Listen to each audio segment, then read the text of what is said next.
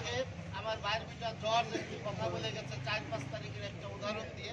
আমি এখানে বেশি সময় দেবো না, যেহেতু নামাজ, আমি 1-2 মিনিট কথা বলবো যে এই রূপগঞ্জ বাজারে 4-5 তারিখে কি মুমূর্ষু অবস্থা, আজকে কিরকম যেন এক শ্রেণীর লোক থাকে দেশে যদি পরিবেশ পরিস্থিতি খারাপ হয় এক শ্রেণীর লোক থেকে লুটপাট করার জন্য। এটা কোনো বিএনপি বা অন্য দলের বিষয় না, এক শ্রেণীর লোক। আমরা ওই দিন মিছিল সহকারে এই মুচিবল থেকে এক টোটাল রূপগঞ্জ যতগুলো অলিগলি, সেখানে জজ ছিল কিনা আমার যুবদলের সেক্রেটারি রুবেল সাইদাত কবির রুবেল সহ আমরা কিন্তু সেদিন মিছিল করেছিলাম। ফরিদ বিশ্বাসও ছিল, যাতে রূপগঞ্জ বাজারে কোনো বিশৃঙ্খলা না হয়। আপনাদের উদ্দেশ্যে একটি কথা বলতে চাই, এই 47তম প্রতিষ্ঠা বার্ষিকীতে দাঁড়িয়ে আপনারা নিজেদের বিবেকের কাছে প্রশ্ন করবেন যে বিগত দিনে ব্যবসা বাণিজ্য, মানুষের যানবাহনের নিরাপত্তা, চাঁদাবাজি আপনারা আওয়ামী লীগের আমলে ভালো ছিলেন না তৎকালীন বিএনপির আমলে ভালো ছিলেন বা ভবিষ্যতে ভালো থাকবেন? যাই হোক, আপনাদের উদ্দেশ্যে একটি কথা বলতে চাই।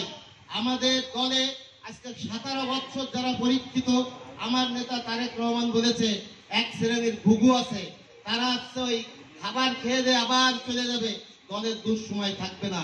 আজকে যারা সুবিধাবাদী, আজকে এদের থেকে আপনারা সতর্ক থাকবেন। এরাই দলের প্রকৃত সমস্যা সৃষ্টি করে এবং এদের থেকে আপনারা সতর্ক থাকবেন। আরেকটি কথা বলতে চাই নির্বাচন নিয়ে। একটি দেশে, গণতান্ত্রিক উন্নয়নশীল দেশে যদি নির্বাচন না হয় সে দেশে কোনো বিনিয়োগ হবে না, ব্যবসা বাণিজ্য থাকবে না। একটি অনির্বাচিত সরকারের মাধ্যমে একটি দেশ চলতে পারে না, কারণ কোন দেশের ইনভেস্ট নাই, ব্যবসা বাণিজ্য হবে না।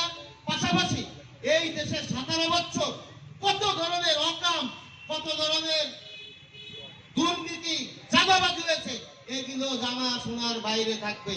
যেহেতু নির্বাচিত সরকার প্রয়োজন, তাই নির্বাচন দিয়ে দিতে হবে। যারা নির্বাচনের বিরোধিতা করবে তারা আওয়ামী লীগের ডুপ্লিকেট কপি মনে করতে হবে। আওয়ামী লীগও যেমন নির্বাচন চাইতো না, তারা আসছে আওয়ামী লীগের প্রেতাত্মা, তারাই নির্বাচন চাইবে না।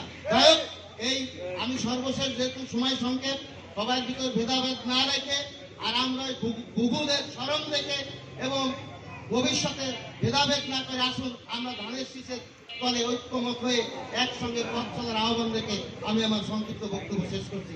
সবাইকে ধন্যবাদ।